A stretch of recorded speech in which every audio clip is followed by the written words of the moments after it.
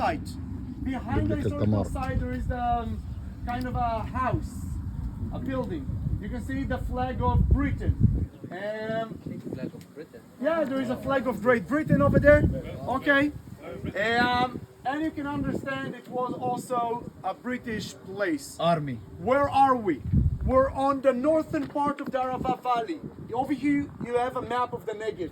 The Negev, 2/3 of the state of Israel, about 65% of the state of Israel. We have the northern part of the Negev, Beersheba, and the western part of the Negev. We have the east-north part of the Negev with all the craters, central part of the Negev, the area of Ramon, and the southern part of the Negev, the area of Eilat. On the east side of the Negev, as part of the Negev itself, we have the Arava Valley. The Arava Valley between the Dead Sea to Eilat. A very long valley with extreme condition of climate, high temperature. If it's hot and dry in the highland Negev, the craters, Mitzveh Ramon, Sde Boker, it's much more hot in the valley. Over here we are 180 meters below sea level. Okay? Eilat is sea level. So now you need to come with a question.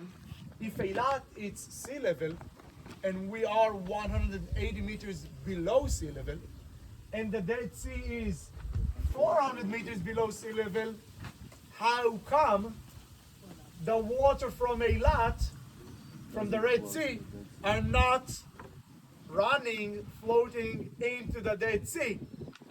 And how come we don't have one united, connected rift or water rift or an ocean or a sea between the Dead Sea and Eilat?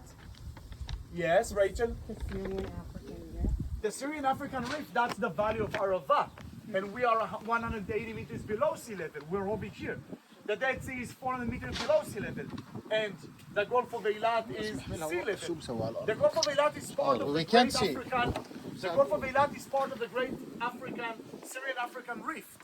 The tectonic rift that transforms, that fold, that Jordan moves and Israel moves and it's open in between. So how come the water from Eilat are not running to the water of the Dead Sea? The Syrian African Valley shifted our area. Okay, the Syrian African shifted our area, but there is a watershed in the middle. Okay, what's a watershed? Watershed, it's a upground or high altitude between the Gulf of Eilat to the Red Sea. But I told you, 180 kilometers of a valley. But that valley between Eilat and the Dead Sea is not one unique valley with a unique, like one elevation. It's not one elevation between Eilat and the Dead Sea.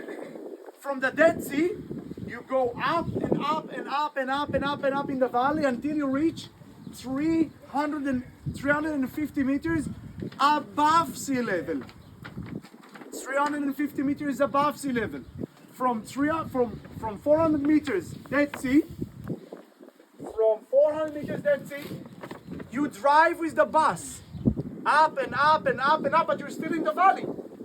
You're still in the valley, but you still drive high and high and high until you reach an area called Shluchat Notza. Shluchat Notza. Shluchat Notza. Or in Arabic, Ka'as Sa'adin in Arabic, or Shluchat Notza. Right over here, in Arabic, Ka'as Sa'adin. قاع السعدين. قاع السعدين. يعني the monkeys يعني. قاع Sa'adin, or in Hebrew, Shluchat Notza. It's about 65 kilometers or 70 kilometers north from Eilat, 110 kilometers south from the Dead Sea. That place is the watershed of the Arava Valley. It means that from that place, that location, Shluchat Notza, Ka'as Sa'adin, to the Dead Sea. The water are running into the Dead Sea by a river, Wadi Arava. That part,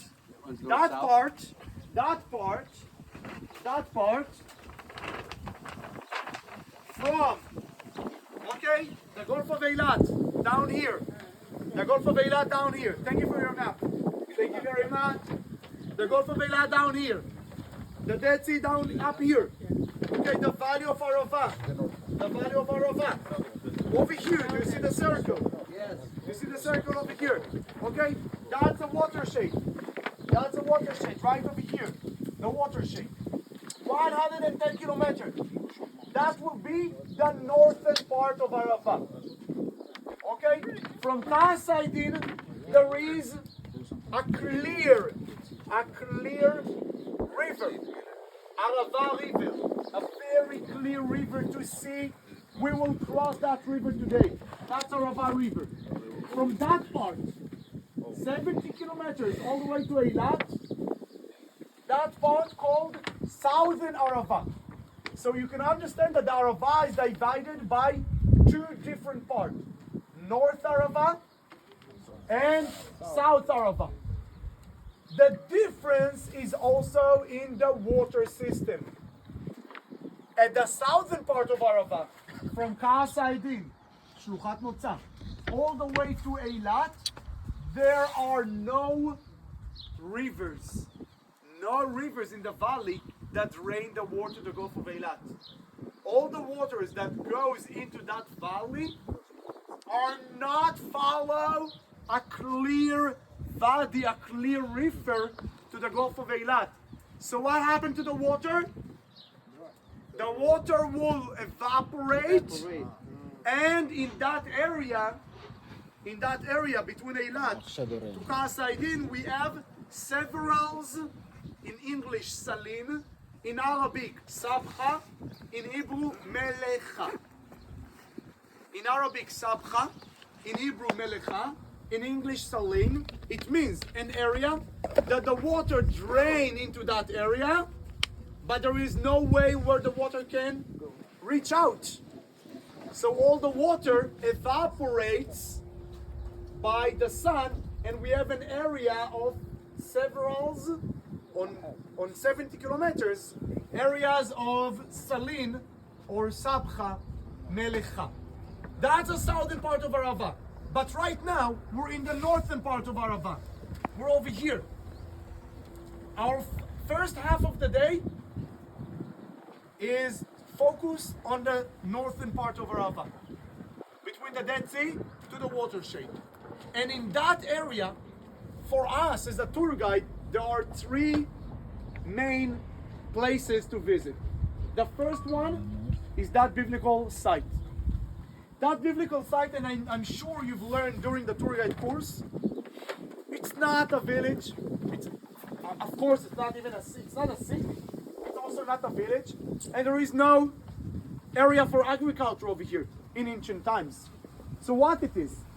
Why in ancient time, in the time of the first temple, also under the time of the Roman Empire, also under the time of the British, why to have a Temple. yes?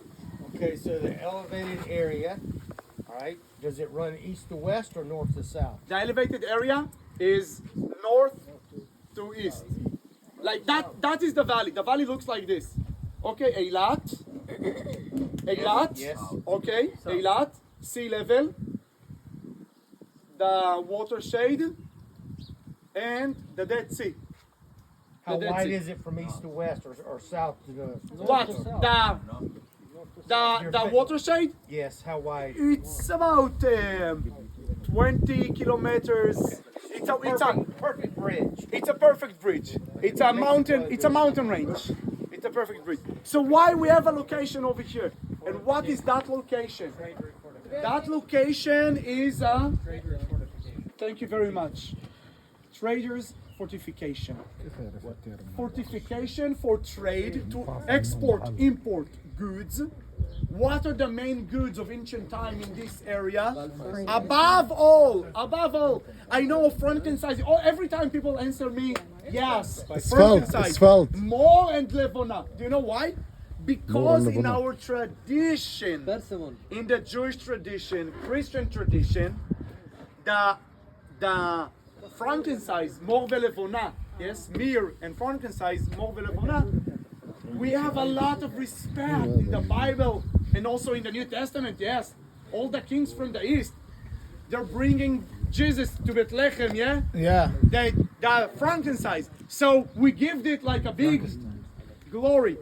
But at the end, the money is not based only on, also the frankincense, it's like today. Yes, perfume, jewelry. Yes, it's not them. It's part of. The major income of this area, guys, you just picked me up 20 minutes ago. Dead Sea. Dead Sea. Salt. Don't forget about the salt. Why salt is very important in ancient times? They used to pay it To cover the dead. To preserve food. If you do not have salt, you cannot preserve food.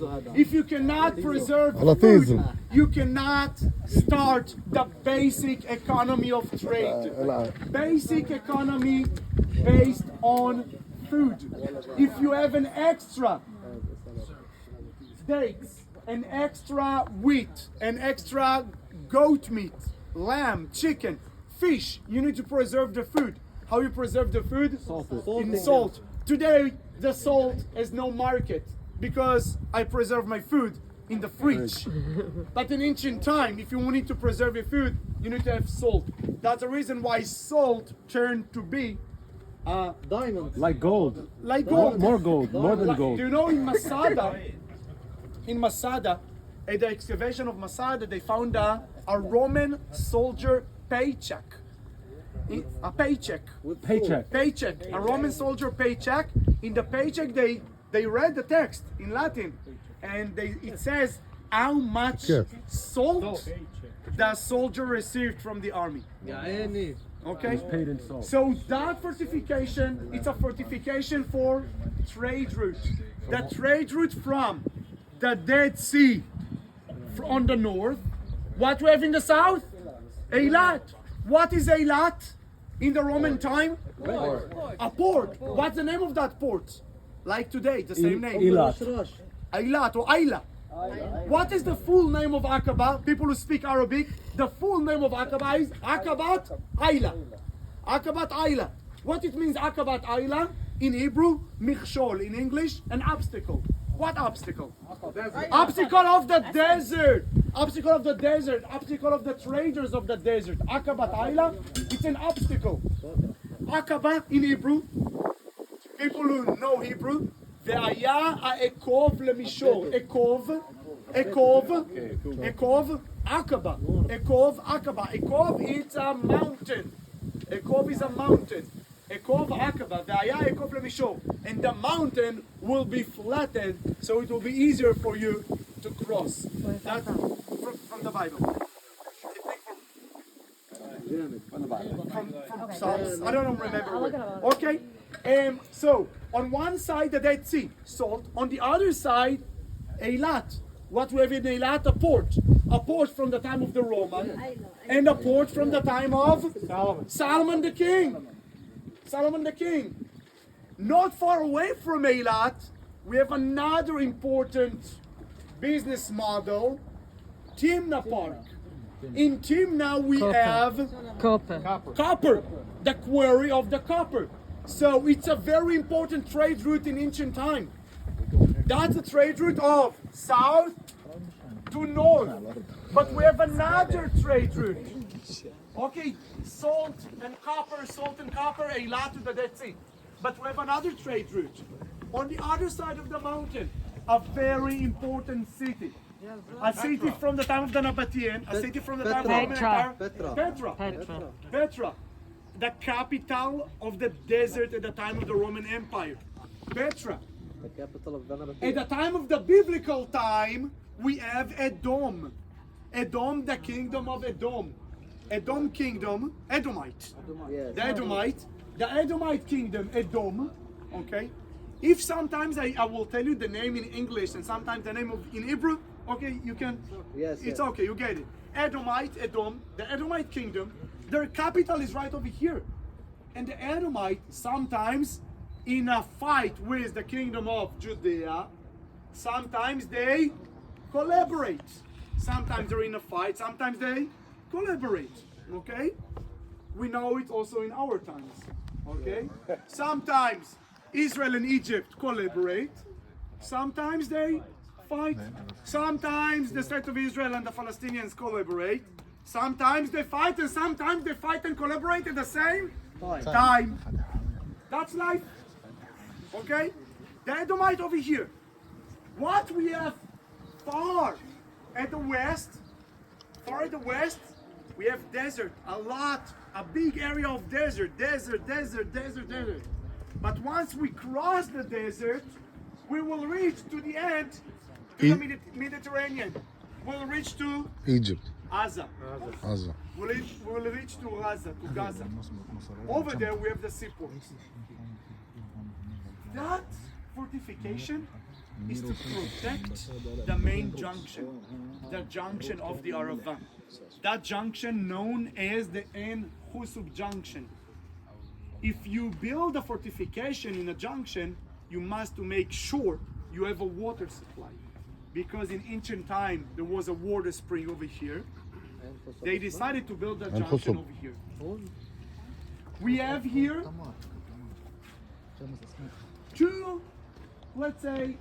two main layers from ancient time.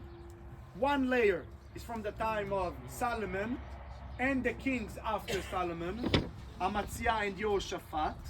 Okay, Solomon, Yehoshaphat, Amaziah. The three main kings. I'm talking between the 10th century to the 9th century. Okay? Shlomo, Yehoshaphat, Amaziah. بالشمال إيهاب. That fortification is mentioned in the Bible. And Solomon built Beit Horon, Tamar and Tamar in the wilderness. Tamar is mentioned in the Bible. And Solomon built Tamar in the wilderness. Okay? Wow. So that's the main layer from the first temple. The second important layer is from the time of the Roman Empire. Okay, we're gonna walk around and see. Modern era, we have here a British police station. And afterwards, we have here also an Israeli base. I'm stopping the story right now. Let's go. We're taking a break. In the late 60s,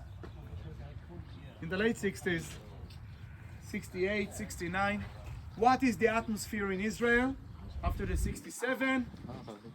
After the 67, what is the local atmosphere of the Israeli people? 67, 68, 70s.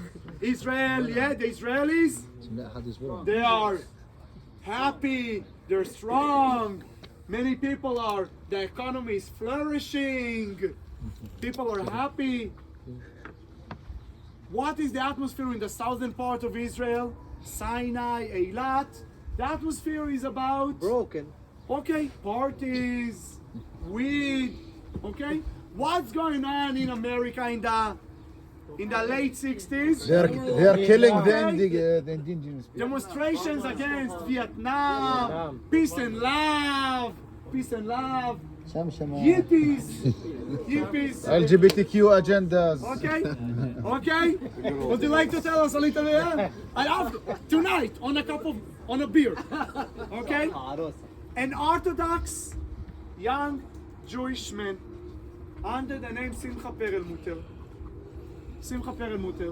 from Detroit. He had a vision. One night, he had like a miracle, a vision. He see himself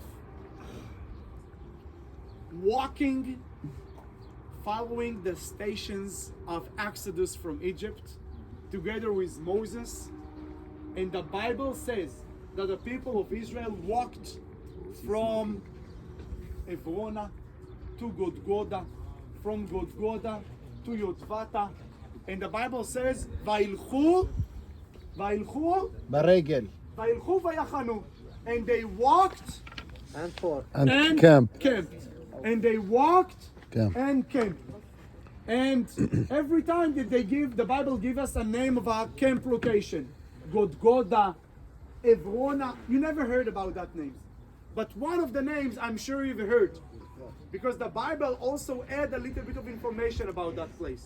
And they walked Evrona and camp. And they walked Godgoda and camp. And they walked Yotvata. And the Bible says, Eretz Nechalei Mayim. Yotvata is not another camp while the people of Israel exodus Egypt. Yotvata, Eretz Nechalei Mayim.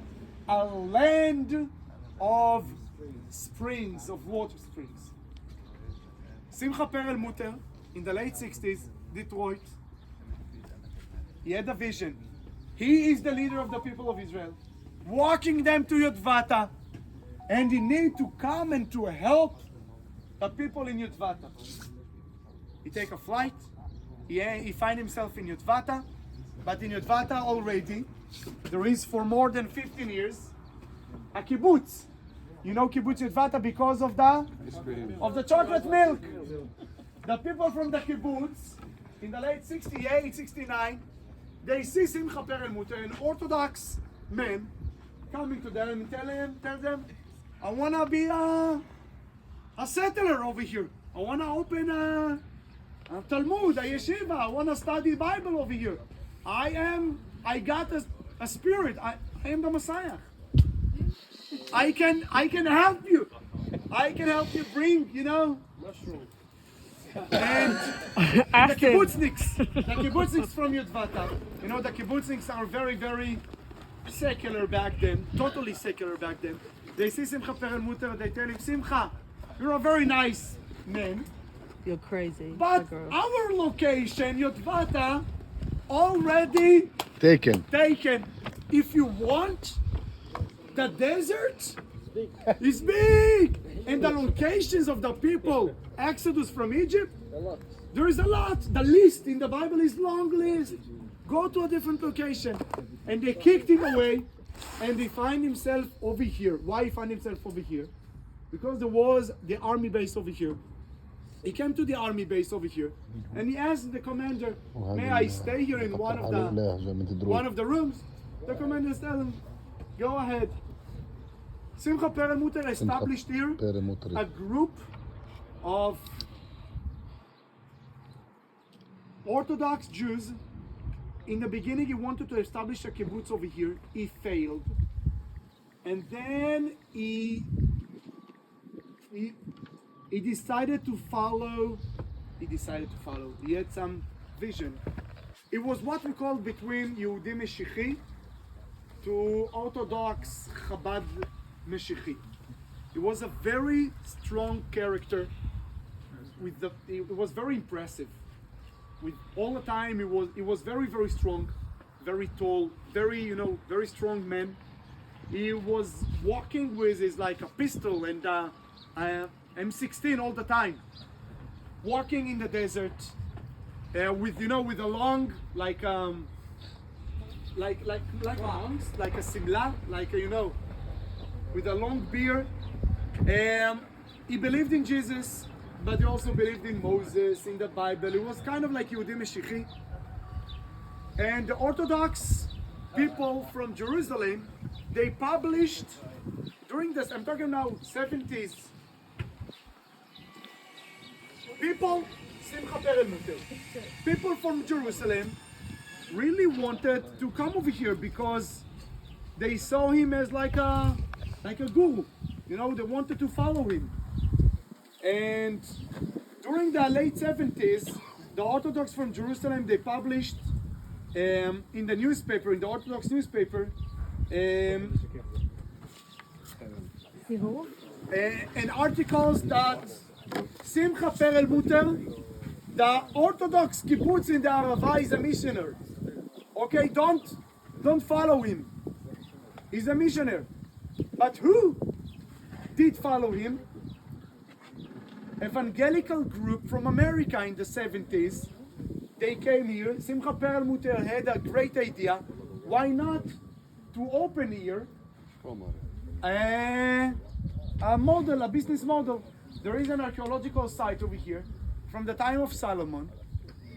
A very smart bus driver from a company, Ornet Leibovich, we're talking about 81, 82, came to Simcha Perel Mutter, and together they opened an organization over here. That organization brings people from abroad, from America and Germany, to volunteer. In what they're volunteering? They're volunteering excavating the layers from the time of Solomon. Think about it. People can touch the layers from Solomon. Simcha Perel Mutter had 2 wives. He passed away. He died after his son died in one of the. His son was a soldier in the Golani Brigade during the 94. There was a suicide bomber at Hadera. His son died. After his son died, he, because of the sadness. But the organization is still active here. And the organization here, they taking care of the place. It's all the places for free. They build the shade here, the restroom. They maintain the restoration. It's open 24 hours a day. You can come here at night. There is a beautiful light, okay? There's a beautiful light. You can stay in the rooms with a little bit, of donation. You can stay overnight in the rooms. And as the years are passing, they're improving the place. And they're improving the place with a story. What is the story? They want to create a long story around the desert. So they start the story with the tent of Abraham. And behind the tent of Abraham, they build a model of the tabernacle. Mishkan.